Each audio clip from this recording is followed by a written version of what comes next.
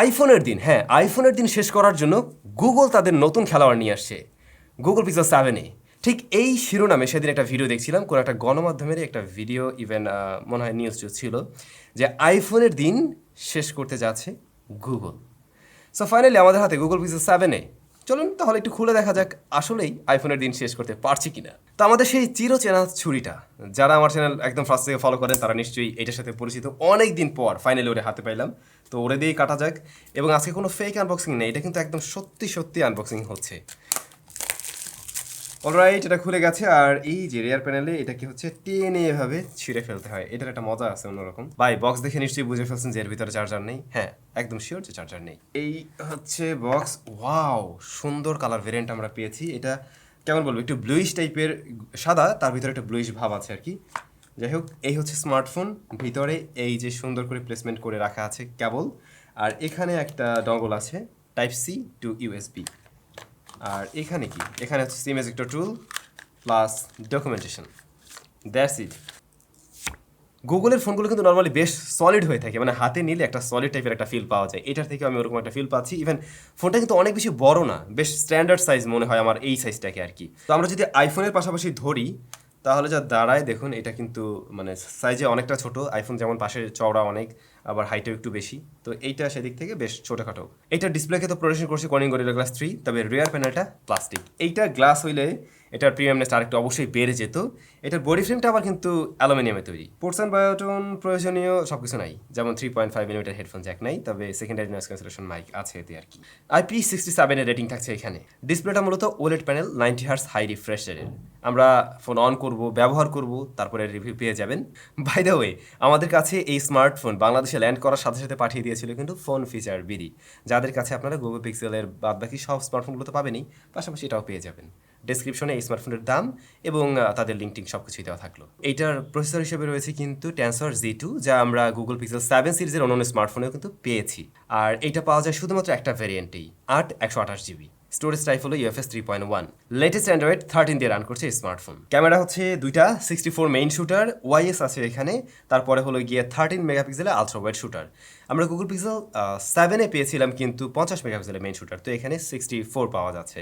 আর front facing ক্যামেরায় রয়েছে 13 মেগাপিক্সেলের ক্যামেরা। আর এটাতে স্টেরিও স্পিকার থাকছে এবং ব্যাটারি রয়েছে 4385 mAh-এর, তবে চার্জিং সিস্টেমটা সাপোর্ট করে 18 ওয়াট। এইখানে অ্যাটলিস্ট মানে চার্জার তো একে তো দেয়ই নাই, তার উপরে আবার আরেকটু ওয়াট যদি নিতে পারতো তাহলে ভালো হতো। তবে ওয়্যারলেস চার্জিং সিস্টেম সাপোর্ট করে 7.5 ওয়াট আর কি। এই ছিল স্মার্টফোন। অলরাইট, এবারে তাহলে রেগুলার টেক নিউজে চলে যাচ্ছি। তবে গতকাল কিন্তু আমাদের গিভআইয়ের রেজাল্ট দেওয়া হয়েছে। কে স্মার্টফোন পেলেন, কে কে গ্যাজেট পেলেন, সেগুলো যারা এখনও জানেন না, আমাদের স্যামজন যে অফিসিয়াল গ্রুপটি রয়েছে, ফেসবুক গ্রুপ, সেখানে কিন্তু ভিডিওটা আপনারা পেয়ে যাবেন। গিয়ে চাইলে দেখে আসতে পারেন, ডেসক্রিপশনে ওই লিঙ্কটাও দেওয়া থাকবে। গ্যালাক্সি Z Flip 5 স্মার্টফোনটি 26শে জুলাই লঞ্চ হতে যাচ্ছে। এই স্মার্টফোনের যে ছবিটা আমরা দেখছি, এটা একটু অদ্ভুত টাইপের লাগছে আর কি আমার কাছে, মানে যেমনটা আপনারা দেখছেন। আমি জানি না এমন লুকসে আসবে কিনা, তবে কি কি থাকতে পারে স্মার্টফোনে তার ব্যাপারে অনেক তথ্যই আমাদের কাছে আছে। যেমন 6.7 ইঞ্চের ফুল এইচডি প্লাস রেজলিউশনের ডিসপ্লে থাকবে। এটা মূলত ইনার ডিসপ্লে, বাট আউটার ডিসপ্লেটা বেশ ছোটোখাটো, এটা 3.4 ইঞ্চ। স্ন্যাপড্রাগন 8 জেনারেশন 2 থাকবে প্রসেসর সেকশনে। এটার ক্যামেরা দুইটা, 12 মেগাপিক্সেল, 12 মেগাপিক্সেল মেইন এবং আলট্রা ওয়াইড। ফ্রন্ট ফেসিং ক্যামেরাও 12 মেগাপিক্সেলের। আচ্ছা, এ তো গেল স্যামসাং। লাভার কথা কি আপনাদের মনে আছে? লাভা ব্র্যান্ডের স্মার্টফোন বাংলাদেশে একটা সময় কিন্তু মোটামুটি ভালোই জনপ্রিয় ছিল, অ্যাভেলেবল ছিল। অনেকেই কিন্তু একটু বাজেট ফোন তারা তৈরি করতো, but lover phone right now পাওয়া যায় না। কিন্তু লাভারেই অন্য আর একটা সাব ব্র্যান্ড বলতে পারেন, তারা কিন্তু অফিসিয়ালি বাংলাদেশে কাজ করছে, বেনকো। আমরা আমাদের চ্যানেলে একটা রিভিউ দিয়েছিলাম তাদের ফার্স্ট বা সেকেন্ড স্মার্টফোন মেবি ওটা। তো এই লাভা নতুন একটা স্মার্টফোন নিয়ে আসছে, এবং মানে এটা লাভা যে এরকম ফোন নিয়ে আসবে আমি অ্যাটলিস্ট এত তাড়াতাড়ি ভাবিনি। স্মার্টফোনটা হলো লাভা অগ্নি 2, AGNI, মেবি অগ্নি 2ই হয়। তো এই স্মার্টফোনটাতে লাভা বলছে 3 বছরের সিকিউরিটি আপডেট দেবে এবং 2 বছরের মেজর আপডেট দেবে, মানে আপনি আরও 2টা অ্যান্ড্রয়েড আপডেট পেয়ে যাবেন। তো লাভার ওই স্মার্টফোন অলরেডি অ্যান্ড্রয়েড 13 দিয়ে আসছে, পাশাপাশি আপনি 14 এবং 15 পেয়ে যাবেন ভবিষ্যতে। তো লাভার ওই স্মার্টফোনে আবার কার্ভ ডিসপ্লে রয়েছে, 120 হার্টজ হাই রিফ্রেশ রেট, অবশ্যই অ্যামোলেড বা ওলেড প্যানেল। দেন HDR10+-এর সাপোর্ট থাকছে সেখানে নাকি। তারপরে এর প্রসেসর হলো Dimensity 7050। প্রসেসরটাও তো খারাপ না, মোটামুটি ভালোই। ক্যামেরাটা হলো 50 মেগাপিক্সেলের, তবে রিয়ারে কোয়াড সেট আপ রয়েছে। বাকি ক্যামেরাগুলো হয়তো আলট্রা ওয়াইড বা ম্যাক্রো এরকম ডেপথ কিছু আছে। ফ্রন্ট ফেসিং ক্যামেরা হলো 16 মেগাপিক্সেলের, 4700 mAh-এর ব্যাটারি, 66 ওয়াটের চার্জিং সিস্টেম। আর এইটাতে আবার ইন ডিসপ্লে ফিঙ্গারপ্রিন্ট স্ক্যানারও রয়েছে।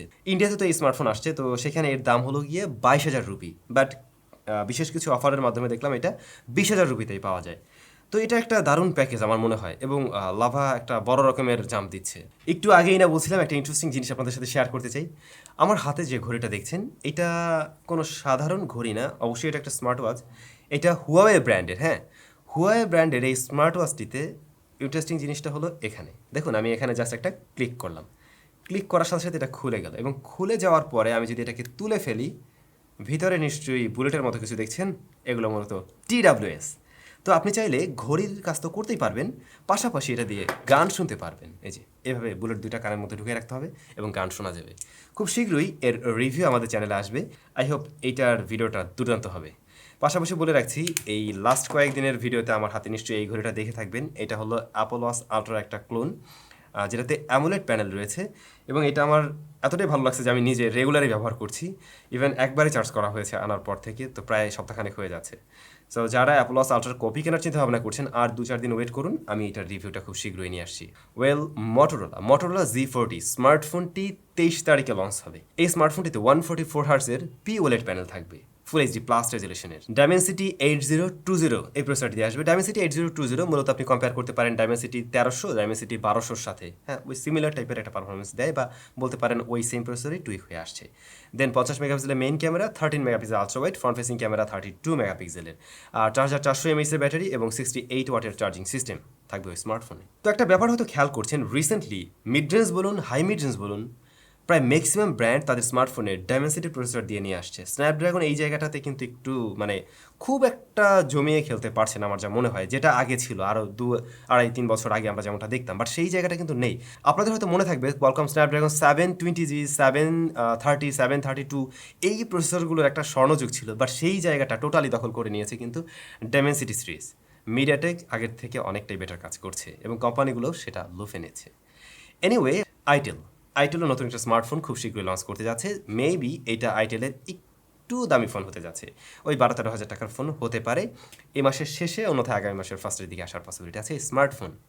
তো ভাই ব্রাদার, এই ছিল আজকের টেক নিউজ। কেমন লাগলো অবশ্যই কমেন্ট করে জানাবেন। সবার সাথে আবার দেখা হচ্ছে স্যামজনের একদম ব্র্যান্ড নিউ ভিডিওতে।